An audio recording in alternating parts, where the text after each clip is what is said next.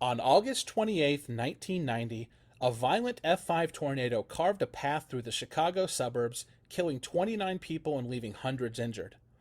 What makes this event so fascinating to meteorologists is that the environment didn't actually look favorable for a violent tornado at all. There was extreme instability, but very little low level shear, the kind of setup that usually produces hail or wind, not an F5. So, how did one of the most powerful tornadoes in U.S. history form in such a marginal tornado environment? Today, we're breaking down the meteorology behind the Plainfield F5 and the hidden processes that made it possible. I am Gabriel Harber, and I am here with Coach Trey Greenwood.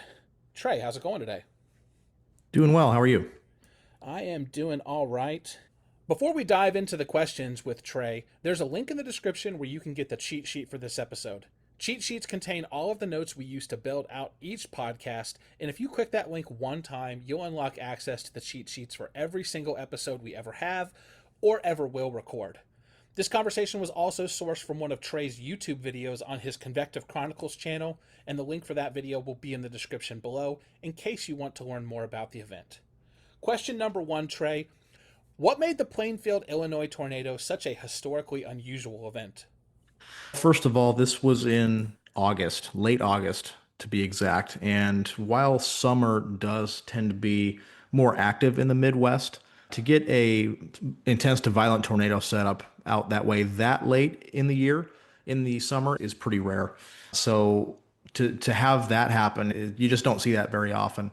You might see, for example, in 2026, we've had many MCSs come through, some tornado events, but nothing like this. So to have something like this in late August, that violent of a tornado occur in near the Chicago metro area is just, you don't see that a lot. What did the large scale synoptic pattern look like on August 28th, 1990? It looked like a classic Northwest flow event. So you had a kind of elongated trough and jet streak aloft moving across the northern plains into the Great Lakes during the day. So that provided the forcing for ascent across the region. There was a surface low up in Canada, I believe, with a kind of a weak cold front stretching down into the Midwest. And that was the impetus for storms to develop. That's not all that uncommon of a pattern to see in the Midwest in the summer. But what happened after that with this pattern was highly unusual. Why did the atmospheric environment appear unfavorable for a violent tornado at first glance?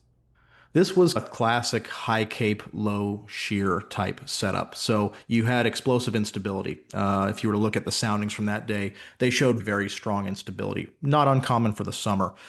But if you have strong instability, that doesn't mean you're going to get robust tornadic supercells. You need to have low level shear of some sort. And the wind profile was just not all that favorable for tornadic supercells. It was a truncated low level hodograph, very limited low level shear.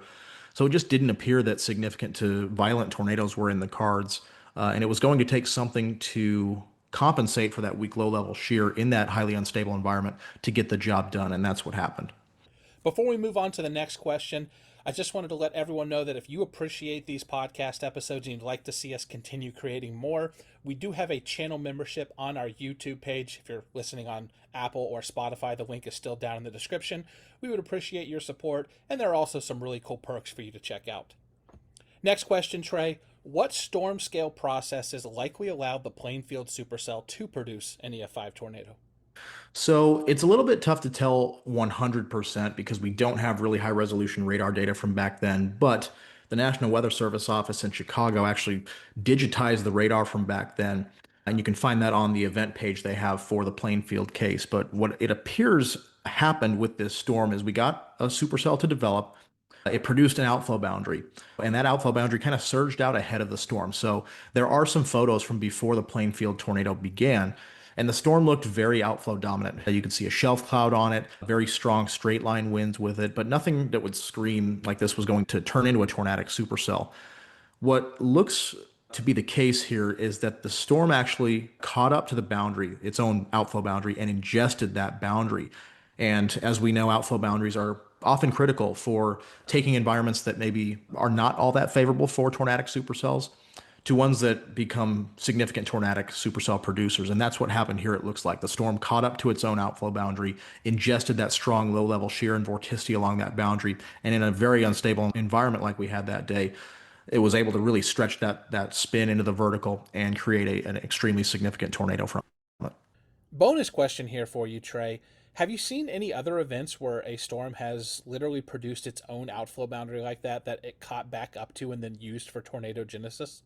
Yes, so I actually chased one like this back in 2019, May 5th, 2019, in Tahoka, Texas, near the Lubbock area. And it was the exact same evolution. It looked like a day where there might be a chance at a tornado or two, but nothing really all that significant because temperature dew point spreads were a little on the high side. Ambient, low level shear was not all that strong. So we got a supercell to develop. It was outflow dominant initially. You could see the outflow kind of pushing out just ahead of it on radar and visually. And then all of a sudden, the storm caught up to its outflow boundary, just like the Plainfield case did, ingested it, and we got a very significant, I believe, EF2 tornado from it, a southward moving tornado at that. And it was pretty significant, beautiful, dusty tornado on a day that we didn't expect all that much, but things came together on the storm scale really quickly, like the Plainfield case, to make it happen. So now that we know what may have occurred, what are some practical forecasting and chasing lessons we can learn from the Plainfield case? I think the number one thing is always watch the outflow boundaries. A storm is not completely done. It's not completely shot as far as tornado production goes until there's really obvious signs, like the outflow boundary surging way out ahead of it, or the storm mode becomes really unfavorable for significant tornadoes. If you have a supercell and the outflow boundary is just moseying out just ahead of it, always be on alert, especially in these northwest flow cases where storms are moving from northwest to southeast or from north to south. It seems to be when these work out best. Always keep an eye out on those storms and make sure you're watching for if that storm can latch onto the boundary and ingest its own boundary, because it has happened before, as we've seen in the Plainfield case. So always keep that in mind. And the other thing I always say is that when you have that strong of instability in place, the rules kind of go out the window. We've seen it many times before. The Plainfield case, the Gerald, Texas case from 1997 was another one. If you have some sort of boundary in play, whether it's a remnant outflow boundary from morning convection or the storm zone outflow boundary, like in the Plainfield case, if you have really strong instability and you don't have strong low level shear, all you need is for a storm to interact with that boundary the right way. And that extreme instability is going to do some pretty nasty things. We've seen it time and time again in the Midwest quite a bit, down, of course, like the Gerald, Texas case as well. So always keep that in mind in those big Cape days. If you have some sort of boundary, and supercells are a good bet, all you need is for a storm to interact with that boundary and things can go really nuts. Remember to check out those links in the description below, and then watch another video.